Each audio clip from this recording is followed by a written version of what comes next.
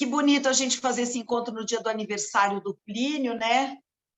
Que deixou tanta saudade, e pensei muito nele também agora, né, com a perda do Luiz Gustavo também, porque é uma coisa tão emblemática, o Beto Rockefeller, enfim. Mas, além de agradecer, Júlio, e a todos os meus companheiros aqui, eu acho que a gente, como ator, poder entrar em contato com o universo dos desvalidos, nessa linguagem tão crua do Plínio, porque o mundo está igualzinho ao que o Plínio descreveu. Essa que é a verdade, né? Essa mistura de miséria moral com grande solidariedade, com gestos de humanidade, com essa convivência do grandioso do ser humano, junto com o que ele tem de mais mesquinho, nada mais atual, nada mais contemporâneo, nada mais emocionante do que fazer Plínio hoje, né? Porque ele não perde a universalidade, ele não perde a atualidade, é impressionante. Então, foi muito emocionante entrar em contato com o mais genuíno que tem no Plínio, né? que é esse contato sem intermediários. É assim, vamos entrar em contato com a gente, sem pudor, sem medo, sem concessões, né? Então, eu acho que foi um passo tão gigantesco dentro de nós todos, né? Principalmente, assim, já que eu estou falando de mim, para mim foi abrir muitas portas internas, né? E entrar em contato com uma dramaturgia tão preciosa, né? E com esse grupo que tem um engajamento, que tem um comprometimento com o teatro e com o Plínio e com a gente, né? Com esse companheirismo que a gente criou. Então, muito obrigada. Kiko, parabéns, obrigada por ter aberto essa porta, por ter dado acesso aos textos, por ter tido esse coração tão generoso com a gente. Muito, muito obrigada, um beijo aí em todo mundo. O Plínio foi tão criativo, ele foi tão...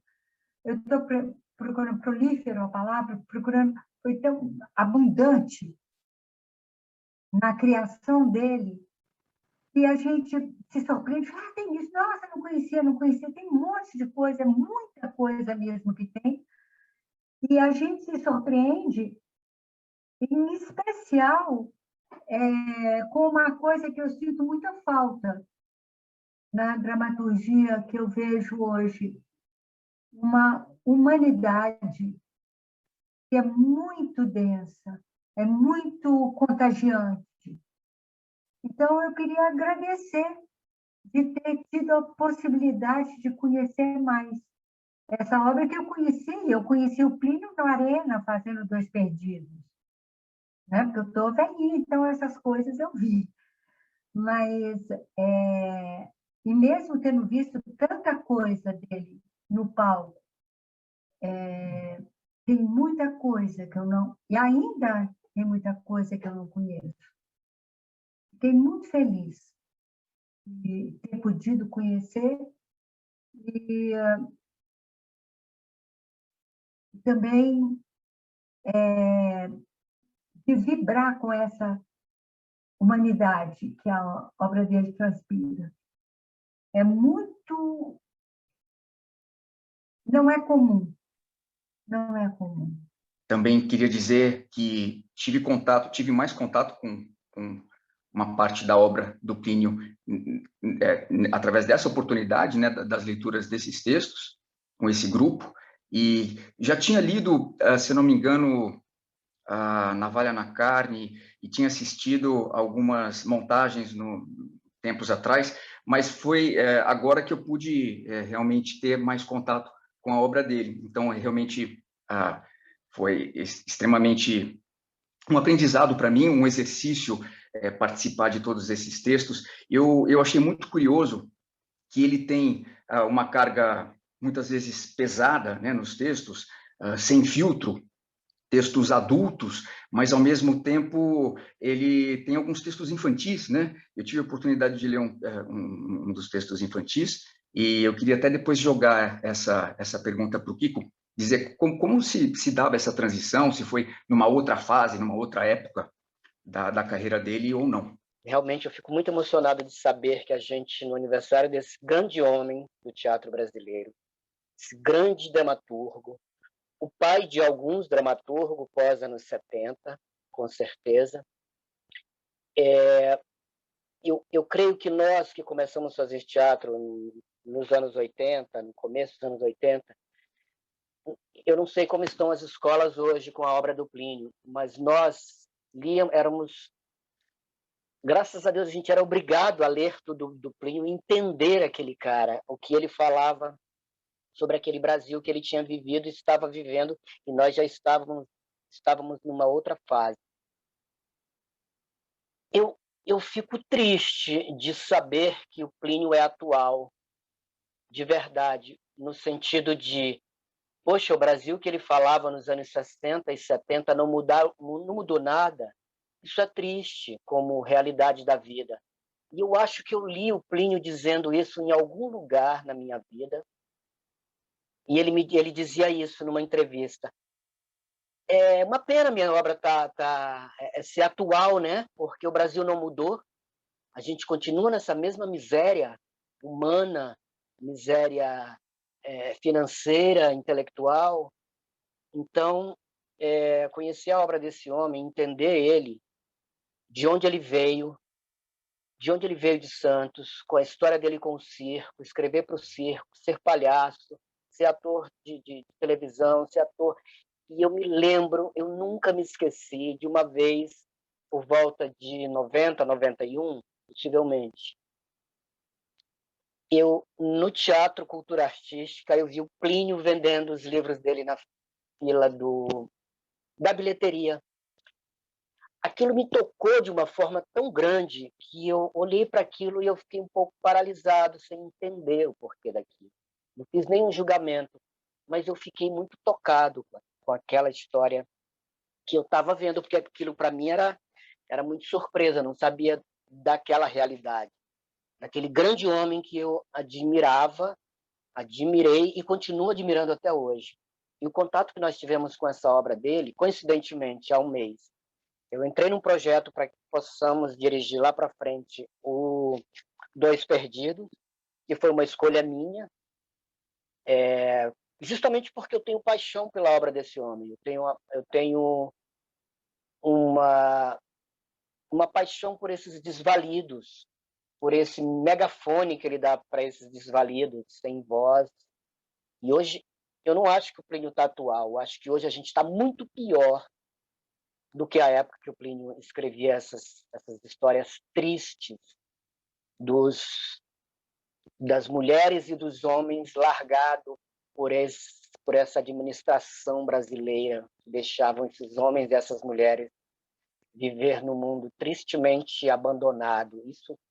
Isso nos toca muito como atores, como artistas, como atrizes, como atores. Isso nos coloca num lugar de sermos porta-voz desses desvalidos, né? O Plínio toda a obra dele tem uma carreira de atores e atrizes brilhantes e diretores que pintaram a sua obra no teatro brasileiro de uma forma muito rica, muito bonita.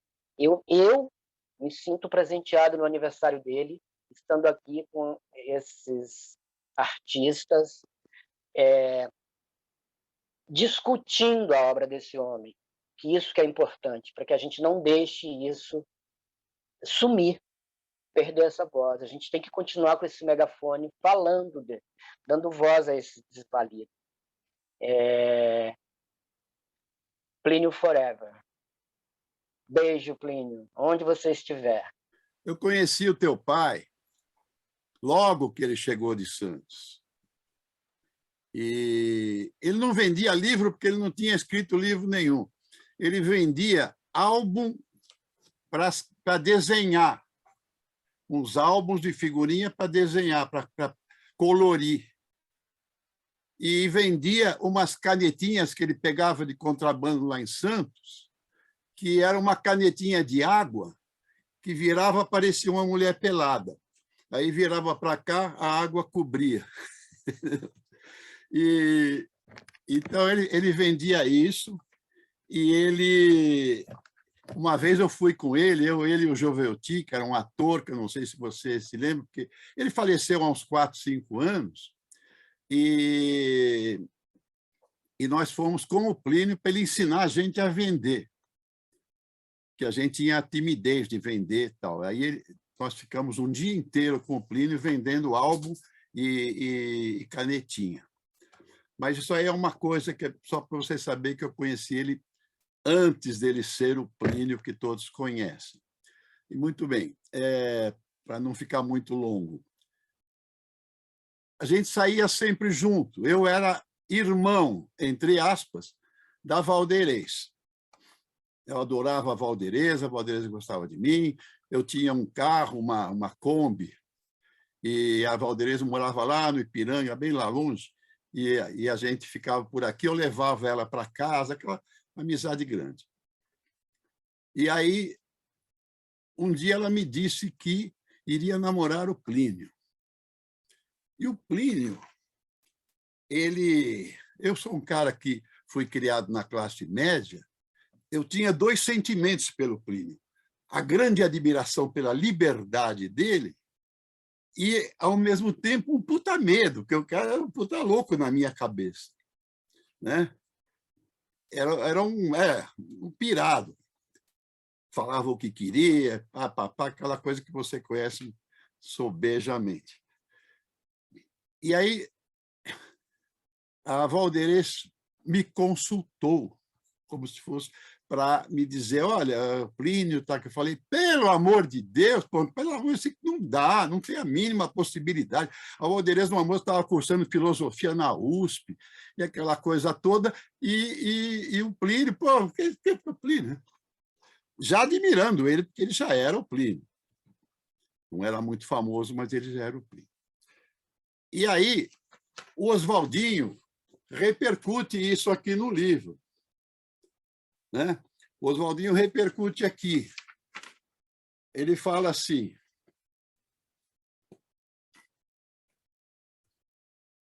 os amigos foram os primeiros a não entender o namoro e tentar afastar Valderez daquela figurinha estranha.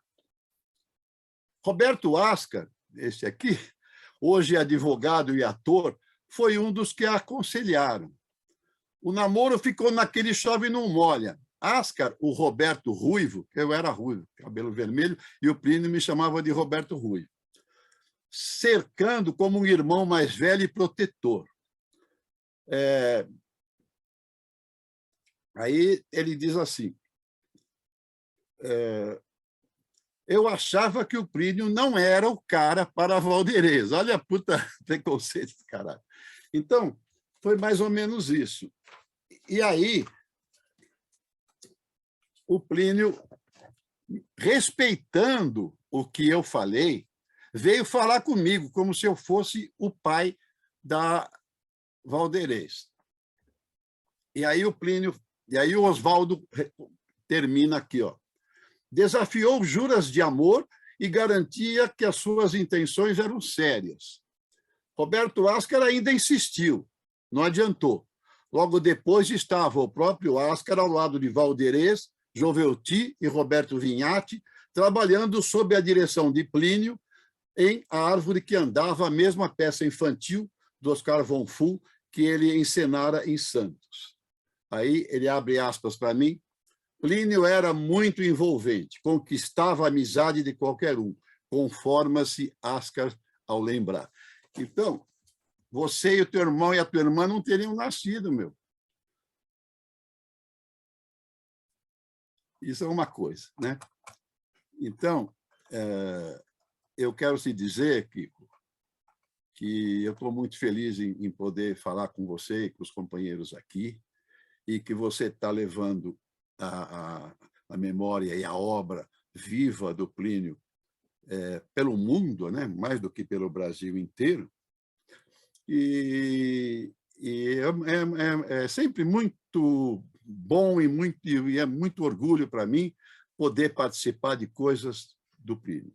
convivi com ele bastante tempo, e mesmo depois que ele virou o Plínio Marcos, que ele ficou muito famoso, e ele continuou sendo aquilo que ele era, e a gente dividia espetinho de carne no Gigeto, e continuamos naquela amizade que nunca acabou. E eu, como advogado, uma ou duas vezes também fui interceder pelo Plínio numas encrencas que teve lá com o condomínio na Rua Teodoro Baiman, onde ele morou durante algum tempo. Então, o que eu tenho é essa ternura de irmão, não só pelo Plínio, como pela Valderez. Você até pode comentar com ela, e a admiração que eu tenho por ela não é depois que a Valderez virou a Valderez uma das maiores atrizes do Brasil.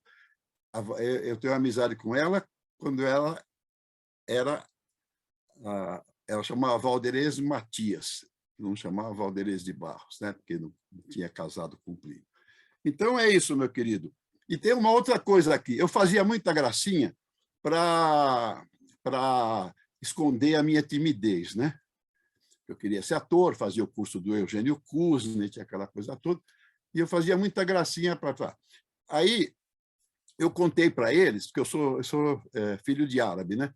Aí eu contei para eles que tinha um comediante árabe chamado Najib Hankash, que era daqueles que...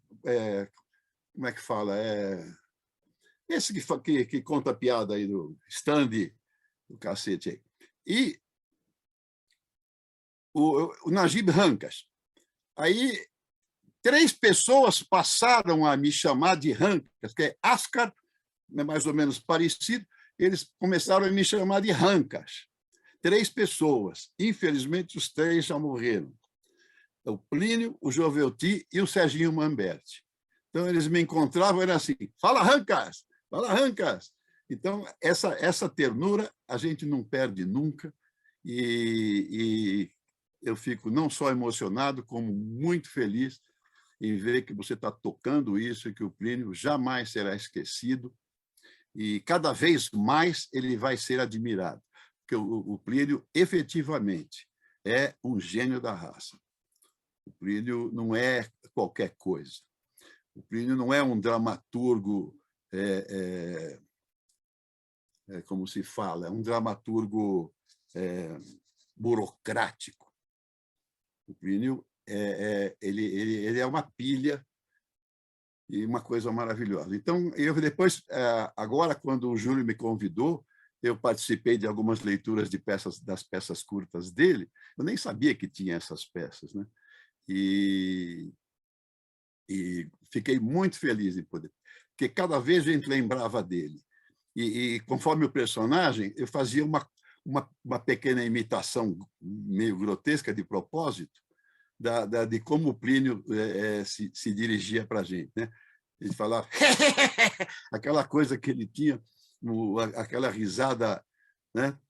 E eu fiquei muito feliz. Então, vamos encerrar, e eu continuo com o meu amor pela Valderez, meu amor pelo Plínio, e por tabela e, consequentemente, por vocês 3.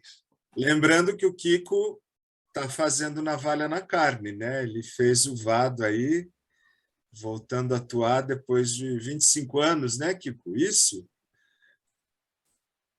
35. 35? Ou mais, né? Ou mais. Não vamos entrar em detalhes. Bom, eu quero agradecer a todos vocês aí pela dedicação aí nessas leituras todas aí. Estão aí há mais de mês, né? Empenhados, lendo e mantendo a obra borbulhante, por assim dizer. Eu ainda não assisti todas as leituras que já estão disponíveis, mas com certeza estou muito ansioso para ver esse navalha na carne aí, né? Não só pelo texto, mas pela minha, não sei se tão especial participação. Vamos ver. Ô, lindo! Meu pai dizia que eu era o melhor ator de todos, né? Enquanto eu era ator. Depois eu deixei de ser... depois que eu deixei de ser ator, eu continuei sendo o melhor ator de todos. Mas, enfim, né? Pai é pai, mãe é mãe também.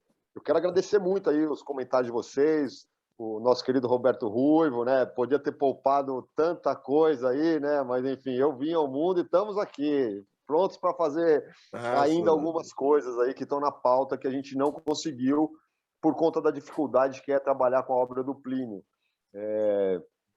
Quando ele começou a vender as canetinhas ali nas quebradas do centro, ali, naqueles idos, infelizmente, quando ele chegou de Santos, chegou junto à censura.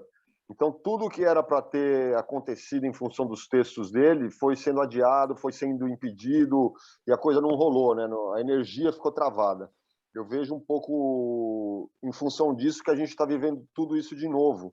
E é como já foi falado aqui, né, por pessoas mais espertas do que eu, infelizmente a obra está aí, continua atual, ou está pior do que era, é só você comparar os textos e tudo. Ele falava muito isso, né, ele achava estranho, né, a obra está atual, e era exatamente por isso, né, porque o país não se alterou, ou quando se alterou foi para pior. Acho importante essa discussão, da maior importância essa discussão. No ano passado a gente fez algumas lives, alguns comentários assim nesse mês de setembro, né, o setembro do Plinião, em função do aniversário dele. O ano passado seriam 85 anos, hoje 86, né? Então é sempre importante essa discussão, levantar essa onda. Mas a questão do país não ter mudado e ter piorado bastante, a gente andar na rua e ver tantos Pacos, Tonhos, Queiroz, Neusas Feliz, Dilmas, né, e tantos outros personagens do Plínio aí, os excluídos aí, dormindo em barraca. Então é claro que a gente precisa reconversar a nossa sociedade, reconversar tanta coisa nessa sociedade. No começo da pandemia as pessoas falavam vamos sair melhor, e infelizmente não é verdade, né? A gente ainda tem muito que melhorar. A gente olha para fora da janela e vê as pessoas passando fome, fazendo sopa de osso. Então, são situações que não tem como você ficar plenamente satisfeito com o que quer que você esteja fazendo, sabendo que do lado de fora do seu aconchego tem muita gente sofrendo ainda, passando fome, e muita gente má que não está preocupada em resolver essas coisas. No que diz respeito à cultura, o que meu pai sempre dizia, né, e a frase dele é: cultura é a forma da gente minha demonstrar seus mais ternos sentimentos.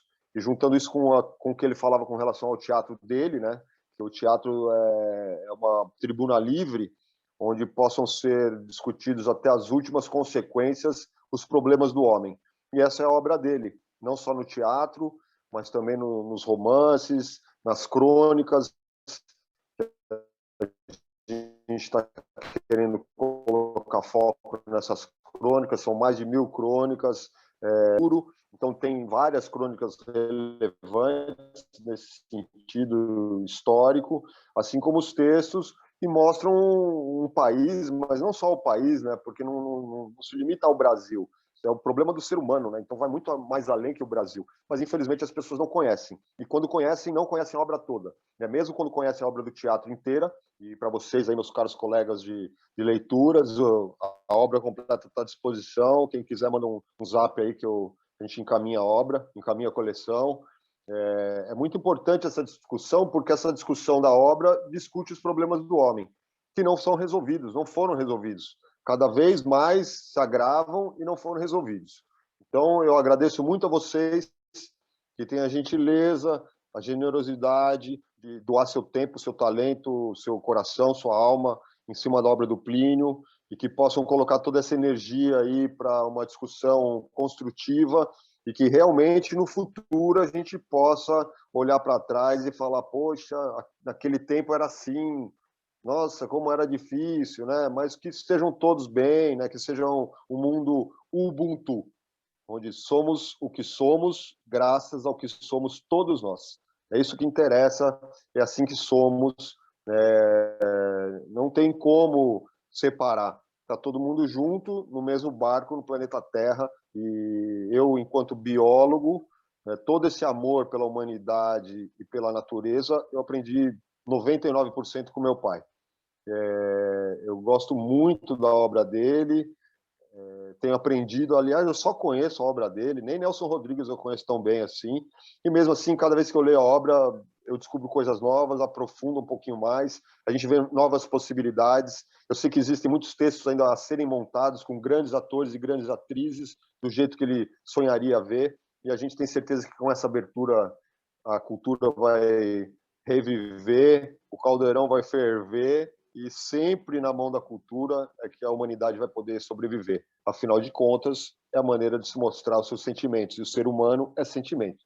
Eu acho que não está certo o que vocês falaram, e, infelizmente, a obra do Plínio é atual, porque ela vai ser atual independente das condições de vida que a gente tiver, porque ela é além da questão social.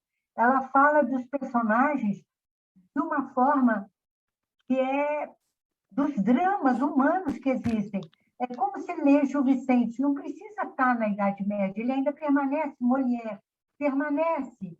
Não precisa existir aquilo que é da época dele para ele permanecer, porque ele fala dos dramas humanos. A navalha na carne, mesmo que a gente viva num mundo sem miséria, vai ser possível entender a batalha daquelas pessoas entre elas. E a peça vai ser para sempre. Para sempre. Vai ser triste se as condições sociais forem as mesmas, mas as condições humanas, essas é que nem Lorca fala, são as regras eternas do coração do homem. Eu acho que é disso, quando eu falo da humanidade, das peças do Plínio, é porque elas não são circunstanciais, elas são para sempre. Elas vão ficar... Eu acho até uma coisa... Eu estava olhando assim, a gente aqui, né? Falei, que gozado, nós estamos falando de uma pessoa, daqui a 100 anos nós não estamos mais aqui, mas o Plínio vai estar. E a gente está falando de uma pessoa que era próxima a nossa, então fica longe, né? Se a gente fala de mulher, a mulher está lá, ó, mulher. Mas o Plínio ó, Plínio. Para a gente, não, que a gente encontrava. E estava falando, oi, né? Mas ele é um dramaturgo perene, ele fica. Você tem razão, Gabi. Eu acho que talvez a forma como eu tenha falado, talvez o tom ou como eu me expressei tenha soado de estranho, mas eu estava falando nesse lugar mesmo do social. Eu estava falando mais como uma crítica ao Brasil do que ao Plínio. Entende? Eu concordo com você, você tem razão. É humano, né? O humano é o que fica. O triste é quando é só o social, né? Esse Brasil que é tão socialmente diferente, né? Com essas diferenças horríveis, terríveis. Mas o que importa, o que fica mesmo é o humano, né? É isso que faz com que a obra permaneça e que se universalize, inclusive, né? Mas eu concordo com você, mas eu acho que, de uma certa forma, não é tão equivocada o que eu falei no sentido de... eu estava falando mais do Brasil do que do Plínio. Eu estava apontando um erro do Brasil e não do Plínio, entende? E que bom que, assim, que a obra dele não tenha que ter ficado mesmo lá atrás, em 70, em 80, entende? A minha crítica, quando eu falei, é em relação ao Brasil, não ao Plínio, jamais. Ao contrário, a escrita dele é de uma riqueza imensa. Eu sei que você falou com essa intenção. Eu queria só, de vontade de esclarecer isso, para não ficar parecendo que pena que a obra dele é viva. É uma pena que as condições sociais não tenham mudado, mas a obra dele vai sempre encontrar eco, porque ela fala de nós, das nossas batalhas, que a gente se identifica com ele. Fala de dores humanas, né? Exploração do ser humano pelo ser humano, que é o grande mal da humanidade, é esse. Concordo com você, vai ser eterno na Navalha na Carne, o Dois Perdidos e tal, mas a gente tem que sempre pontuar, né, que o país precisa evoluir. E para isso o ser humano precisa evoluir também, né? Eu tinha ficado de responder uma pergunta, né? Estava um pouco curioso com essa diferença entre os textos dele, com essa carga. Eu até usei o termo pesado, mas porque ele cava o que é real, né? O que é humano, os dramas humanos. Então, essa carga adulta, vamos dizer assim, e os textos infantis. Eu fiquei curioso se eles são mais ou menos da mesma época, como se deu essa transição na obra dele. Eu não recordo exatamente os anos que os infantis foram feitos, mas eles são feitos mais ou menos em paralelo, assim, né? Eles, acho que até a minha presença, devido à falha do nosso querido Roberto aí, que permitiu a minha existência, o casamento dos meus pais, a minha existência dos meus irmãos, né?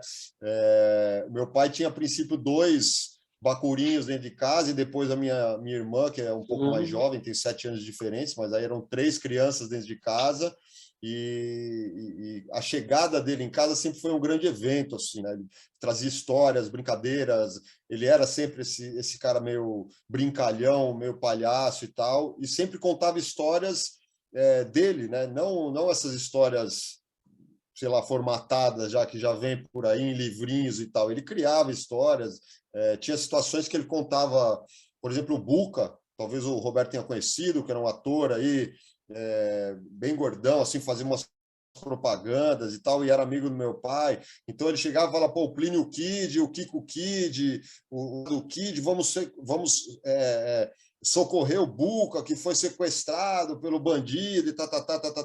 Para mim era uma brincadeira de criança, né? Mas depois você começa a ver que, pô, né, o cara pode ter sido pego pela ditadura, então já começa a incorporar outras coisas.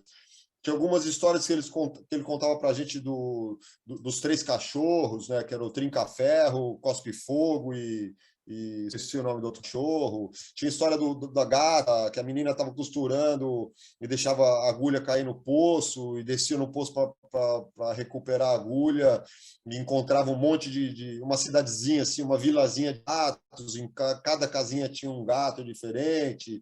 Aí ia bater na porta da casinha, oh, você viu minha agulha? Aí ia sair um gato todo preto, então era Noite Sem Lua, enfim, e por aí ia, né? Ele tinha uma criatividade assim absurda, acho que isso vinha desde o meu avô, do nosso querido seu Armando, e esses 3 infantis que ele tem é um pouco nessa linha, né? De contar a história, às vezes dava um clique nele e ele escrevia. Eu não lembro especificamente o momento de criação de nenhum dos infantis, mas eu lembro muito de situações dele contando histórias para a gente, ou até de assistindo desenhos, né? Gostava muito de assistir aqueles programas de circo que passava, né?